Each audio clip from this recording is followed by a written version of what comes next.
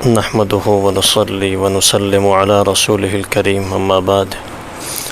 أعوذ بالله من الشيطان الرجيم بسم الله الرحمن الرحيم وقال الملك ائتوني به فلما جاءه الرسول قال ارجع إلى ربك فاسأله ما بال النسوة اللاتي قطعن أيديهن إن ربي بكيدهن عليم قال ما خطبكن إذ راوتن يوسف عن نفسه قلنا حاش لله ما علمنا عليه من سوء قالت امرأة العزيز الآن حصحص الحق أنا راودته عن نفسه وإنه لمن الصادقين ذلك ليعلم أني لم أخنه بالغيب وأن الله لا يهدي كيد الخائنين صدق الله العظيم۔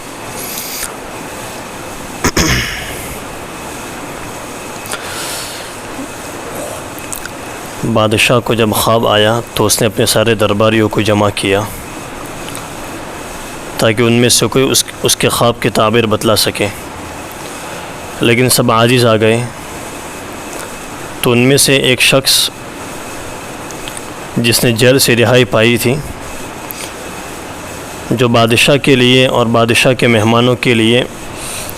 شراب کا انتظام کرنے والا تھا، ساقی تھا، اس کو ایک مدت کے بعد حضرت یوسف علیہ السلام کے وہ بات یاد آ گئی جو یوسف نے اس سے کہی تھی۔ اس سے بادشاہ سے کہا کہ آپ مجھے اجازت دیں، مجھے بھیجیں، میں آپ کے خواب کی تعبیر بتلاؤں گا۔ بادشاہ نے اس کو بھیجا۔ حضرت یوسف علیہ السلام کے سامنے جب خواب آیا تو حضرت یوسف نے صرف خواب کی تعبیر نہیں بتلائی، بلکہ خواب کی تعبیر کے ساتھ ساتھ تدبیر بھی بتلائی اور تدبیر کے ساتھ ساتھ تبشیر بھی سنا دی۔ یہ ساری باتوں کو سن کر بادشاہ کے دل میں حضرت یوسف کے تعلق سے عظمت بیٹھ گئی، ان کا مقام ان کے سامنے آ گیا، ان کے بلند اخلاق اور خیر خواہی ان کے سامنے آئی، تو فوراً بادشاہ نے اپنے قاصد کو بھیجا حضرت یوسف کے پاس۔ اسی کا تذکرہ یہاں سے ہے، وقال الملک ائتونی بہ۔ بادشاہ نے کہا کہ جلدی سے اس بندے کو جیل سے رہا کر دیا جائے اور اس کو میرے پاس لے کر آئے، میں اس کو دیکھوں کہ آخر وہ شخص کون ہے جس نے اس طرح میرے خواب کی تعبیر کے ساتھ ساتھ تدبیر بھی بتلائی ہے اور خوشخبری بھی سنائی ہے، جو کہ میرے لیے بھی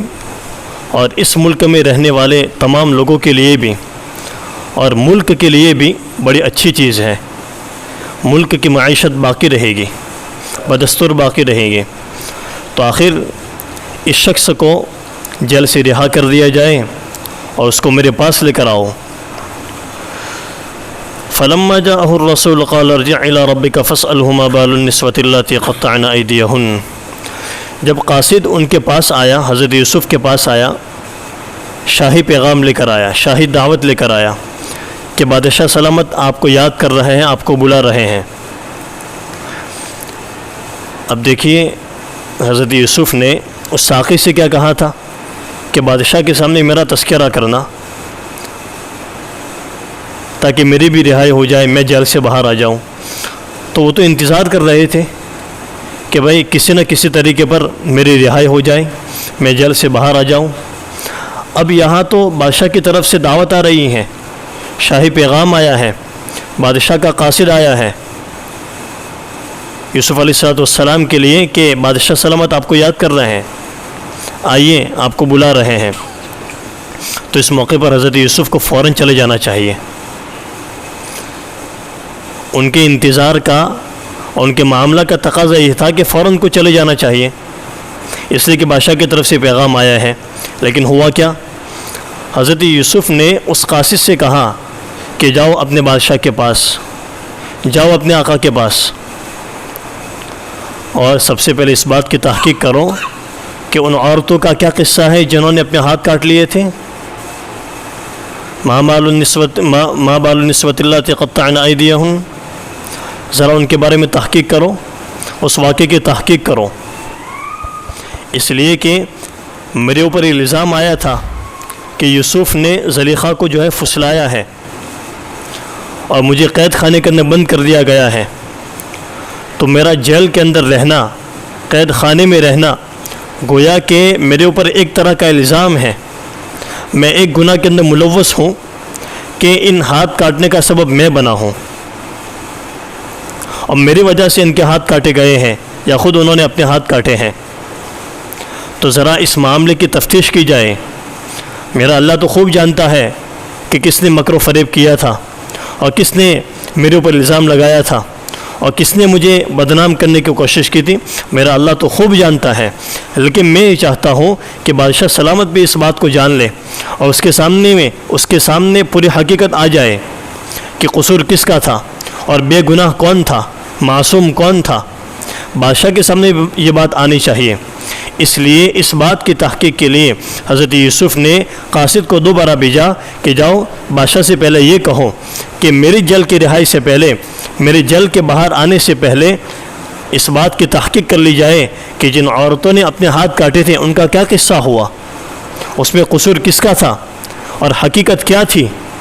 وہ پہلے سامنے آ جائے، اس کے بعد میں باہر آتا ہوں۔ کیوں؟ اس لیے کہ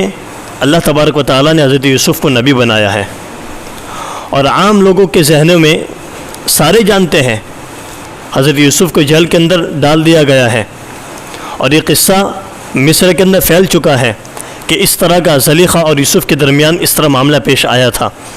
تو گویا کہ میرا جیل کے اندر آنا عام لوگوں کے ذہنوں میں یہ ہے کہ یوسف کا قصور تھا،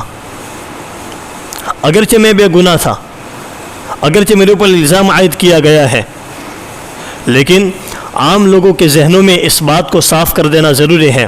دماغ سے اس بات کو نکال دینا ضروری ہے کہ یوسف کا کوئی قصور نہیں تھا، یوسف بے گناہ تھے، معصوم تھے، قصور زلیخا کا تھا اور ان عورتوں کا تھا جنہوں نے اپنے ہاتھ کاٹے تھے۔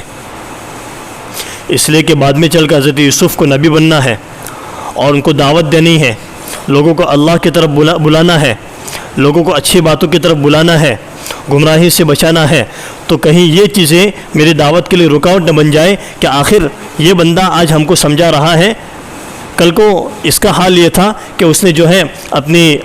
مالکہ کے ساتھ اور عزیز مصر کے بیوی کے ساتھ اس نے اس طرح کا معاملہ کیا تھا، اور آج وہ دعوت دے رہا ہے۔ تو یہ چیزیں دعوت کے لیے بڑی رکاوٹ بن سکتی تھی، آپ کے اوپر تہمت لگ سکتی تھی۔ اس لیے حضرت یوسف نے سب سے پہلے جیل سے باہر آنے سے پہلے انہوں نے اس قصے کو اور اس معاملے کو صاف کر دینا چاہا، تاکہ میرے لیے آگے چل کر دعوت کے سلسلے میں رکاوٹ نہ بنے اور لوگوں کے دل و دماغ کے اندر جو شکوک و شبہات ہیں وہ صاف ہو جائے۔ ورنہ اگر وہ شکوک اور شبہات باقی رہیں گے، وہ شک اور تردد باقی رہے گا، تو میری دعوت کے لیے بڑی رکاوٹ بن جائے گی، میری دعوت ہلکی پڑ جائے گی۔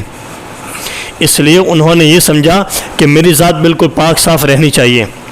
میرے تعلق سے جو شکوک اور شبہات لوگوں کے اندر پھیلے ہوئے ہیں بالکل صاف ہو جانے چاہیے، ان کے دماغ بالکل صاف ہو جانے چاہیے، تاکہ میری دعوت کے سلسلے میں کوئی رکاوٹ پیش نہ آئے۔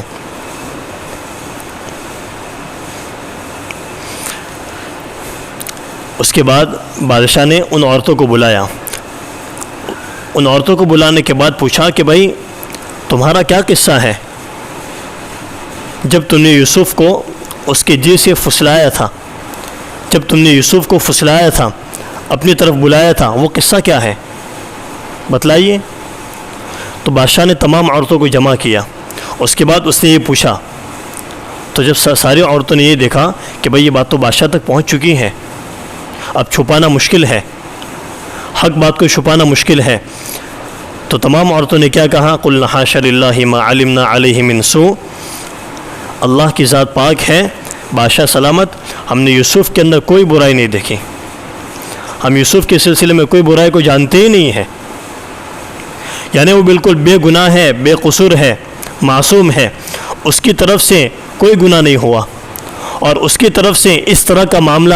جو اس کے اوپر الزام ڈال کے بیان کیا جاتا ہے اس کی طرف سے کوئی معاملہ نہیں ہے، بلکہ وہ بالکل بے گناہ ہے اور وہی سچے ہیں۔ جب تمام عورتوں نے اس طرح کا معاملہ بیان کیا تو زلیخا بھی اسی کے اندر تھی اور سب سے زیادہ قصوروار تو وہی تھی، لیکن حضرت یوسف کی شرافت کو دیکھیے، وہ جس گھر کے اندر پلے تھے، عزیز مصر کے ان کے اوپر احسانات تھے، ان کی بیوی کے بھی ان کے اوپر احسانات تھے، انہوں نے یہ مناسب نہیں سمجھا اور انہوں نے اس بات کو شرافت کے خلاف سمجھا کہ میں نام دے کر بادشاہ سے یہ کہوں کہ زلیخا کو بلاؤ اور اس سے معاملے کی تفتیش کرو، اس سے ان کی اور زیادہ بدنامی ہو جاتی تھی۔ اس لیے انہوں نے اپنے اس قصے کو اور اپنی اس برات کو ظاہر کرنے کے لیے انہوں نے بس ایک قصہ کی طرف اشارہ کر دیا کہ ان عورتوں کو بلا لو جنہوں نے اپنے ہاتھ کاٹے تھے، اس کے اندر زلیخا بھی آ گئی اور وہ ساری عورتیں بھی آ گئیں، تو اپنا جو ہے معاملہ بھی صاف ہو جائے گا اور اپنی بات بھی بن جائے گی اور زلیخا کا نام بھی نہیں آئے گا۔ تو انہوں نے اس طرح ان کی ذات کو اور اپنی شرافت کے لحاظ سے اور شریف بن کر انہوں نے ان کی ذات کو بچا لیا۔ اب جب انہوں نے ساری عورتوں نے کہا ہم نے تو یوسف کے اندر کوئی برائی نہیں دیکھی بلکہ یوسف بالکل بے گناہ ہے، اس موقع پر قالت امرأۃ العزیز الآن حصحص الحق، عزیز مصر کی بیوی زلیخا نے کہا، وہ مجبور ہو گئی اب کہنے کے لیے کہ بھئی اب جو ہے معاملہ بالکل صاف ہو چکا ہے، معاملہ بالکل واضح ہو چکا ہے۔ اس نے کہا الآن حصحص الحق، اب معاملہ بالکل واضح ہو گیا، حق بالکل سامنے آ گیا، باطل اور حق بالکل سامنے آ گیا اور حضرت یوسف علیہ السلام بالکل بے گناہ ثابت ہو گئے۔ انا راودتہ عن نفسی، میں نے ان کو پھسلایا تھا، گویا کہ مجمع عام کے سامنے اس نے اعلان کر دیا کہ قصور ان کا کچھ نہیں ہے، قصور سارا کا سارا میرا ہے، میں نے ان کو پھسلایا تھا۔ انا راودتہ عن نفسہ وانہ لمن الصادقین، یوسف تو بالکل سچے تھے، اپنے قول کے اندر، اپنے فعل کے اندر، اپنے معاملات کے اندر بالکل سچے تھے، ان کا کوئی قصور نہیں تھا۔ یہ اللہ تبارک و تعالیٰ، جس کو اللہ تعالیٰ قرآن کریم میں فرماتے ہیں وَتُعِزُّ مَن تَشَاءُ وَتُذِلُّ مَن تَشَاءُ، اللہ تعالیٰ جسے عزت دینا چاہتے ہیں اسے عزت عطا فرماتے ہیں، جسے ذلیل کرنا چاہتے ہیں اسے ذلیل کرتے ہیں۔ یہ اللہ تبارک و تعالیٰ کی طرف سے اس طرح کے اسباب مہیا ہوتے ہیں۔ دیکھیے ان لوگوں نے تو یوسف کو بدنام کرنا چاہا اور یوسف کو مجبور کیا تھا کہ آپ اپنی مالکہ کی بات کو سنیں، ان کی باتوں کی فرما برداری کریں، ان کی باتوں کی خلاف ورزی نہ کریں، اور اس طریقے پر ان کو جیل کے اندر بند کر دیا گیا تھا۔ لیکن اللہ تبارک و تعالیٰ نے شاہی دعوت کے ذریعے، شاہی پیغام کے ذریعے اپنے قاصد کو بھیج کر حضرت یوسف کو باعزت بری کروایا گیا اور یوسف کا ایک مقام بادشاہ کے سامنے آ گیا، ان کی شرافت کا، ان کے بلند اخلاق کا، ان کی تدبیروں کا، ان کے علم کا ساری چیزیں بادشاہ کے سامنے آ گئیں۔ اور دوسری طرف اللہ تعالیٰ نے بادشاہ کے سامنے اور جو قصور عورت تھی اس کی زبان سے یہ کہلوایا کہ انا راودتہ عن نفسی وانہ لمن الصادقین، قصور میرا تھا، یوسف کا کوئی قصور نہیں تھا، وہ بالکل سچے تھے۔ یہ اللہ تبارک و تعالیٰ کی طرف سے عزت اور ذلت کا جو سلسلہ ہے اور عزت اور ذلت کی جو چیزیں ہوتی ہیں، یہ اللہ تبارک و تعالیٰ جانتے ہیں کہ کس کو عزت سے مالا مال کرنا ہے اور کس کو ذلیل کرنا ہے۔ حضرت یوسف شاید جانتے بھی نہ ہو کہ اس طرح کا معاملہ میرے ساتھ پیش آئے گا، اور اس طرح اللہ تبارک و تعالیٰ شاہی پیغام کے ذریعے مجھے بری کرے گا، اور اس طرح مجمع عام کے سامنے اللہ تعالیٰ مجھے بری کر دے گا اور میری برات کا اعلان کر دے گا اور مجھے جو ہے گناہ سے بالکل معصوم مجھے ثابت کرے گا۔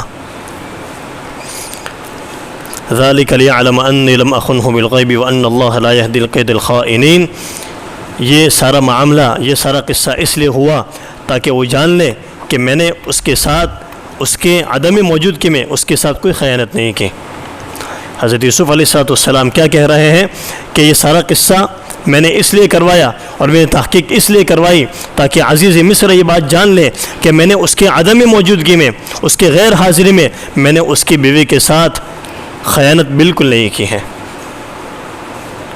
وَأَنَّ اللَّهَ لَا يَهْدِي كَيْدَ الْخَائِنِينَ، اور یقیناً اللہ تبارک و تعالیٰ خیانت کرنے والوں کے مکر کو چلنے نہیں دیتا، ان کا مکر، ان کی چالیں کیا آگے بڑھتی نہیں ہیں۔ انہوں نے یوسف کو بدنام کرنا چاہا لیکن اللہ تبارک و تعالیٰ مجمع عام کے سامنے اور بادشاہ کے سامنے ان کو باعزت کر دیا، ان کو عزت سے مالا مال کر دیا اور ان کو بالکل بری کر دیا اور ان کو معصوم ثابت کر دیا۔ ذَلِكَ لِيَعْلَمَ أَنِّي لَمْ أَخُنْهُ بِالْغَيْبِ وَأَنَّ اللَّهَ لَا يَهْدِي كَيْدَ الْخَائِنِينَ، اس طریقے پر اللہ تبارک و تعالیٰ نے حضرت یوسف کو باعزت بری کر دیا، جیل سے باہر کر دیا۔